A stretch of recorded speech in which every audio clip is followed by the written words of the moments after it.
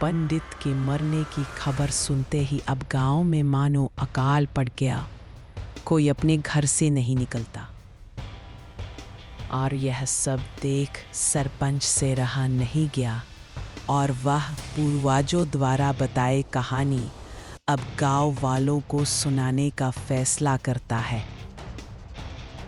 वह सभी गांव वालों को कहता है, गांव वालों, उस पिशाच के आतंक को देखते हुए अब मैं आप सबको इस पिशाच की कहानी बताने वाला हूं जो पूर्वजों ने मुझे बताई थी।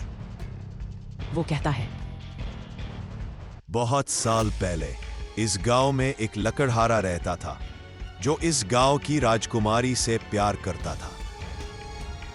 पर राजा को यह बात पता चलने पर राजा ने राजकुमारी की शादी करवाने का फैसला किया। शादी में लकड़हारा कुल्हाड़ी लेकर पहुंच गया है और राजा को ही मार दिया। अभी एक गांव वाला पूछता है, फिर क्या हुआ? वो कहता है, इस पर राजकुमारी को गुस्सा आता है और वह लकड़हारे को महाल के काल कोठरी में बंद करवा देती है।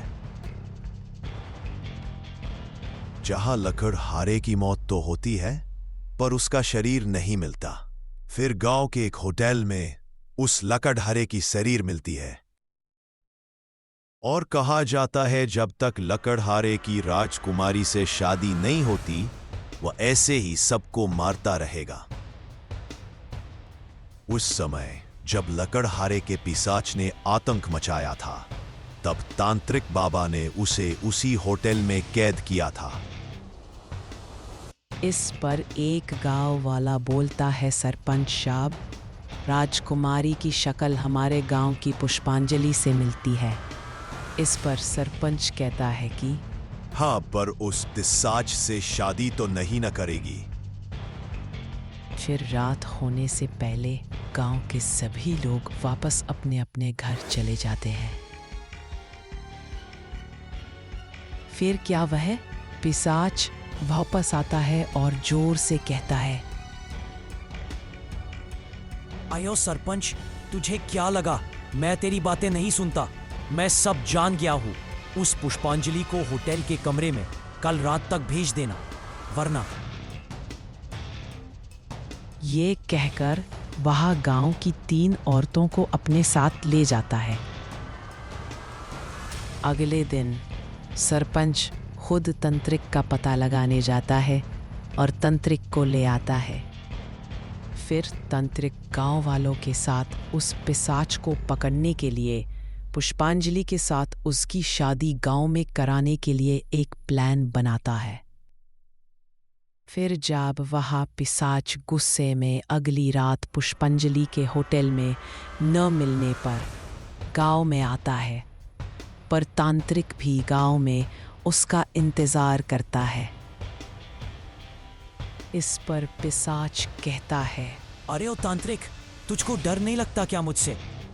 तंत्रिक बोलता है, लगता है सरकार पर मैं आपके लिए एक उपहार लाया हूं। हम सब गांव वाले आपकी शादी पुष्पांजलि से करवाना चाहते हैं। यह सुनने वाला पिशाच एकदम खुश हो जाता है। कब होगी मेरी शादी? बस सरकार, 2 दिन बाद। इस पर पिशाच कहता है, ठीक है, तो मैं गांव की औरतों को 2 दिन बाद ही छोड़ूंगा। और वह यह बोल वहां से चला जाता है। फिर तांत्रिक और गांव वाले अपने प्लान को पूरा करने की तैयारी करते हैं। अब अगले पार्ट में देखिए कैसे तांत्रिक और गांव वालों ने पिशाच को वापस पकड़ा। और गाइस, कहानी अच्छी लगी तो लाइक करना, सब्सक्राइब करना और शेयर करना। अगला पार्ट जल्द ही आएगा। बाय।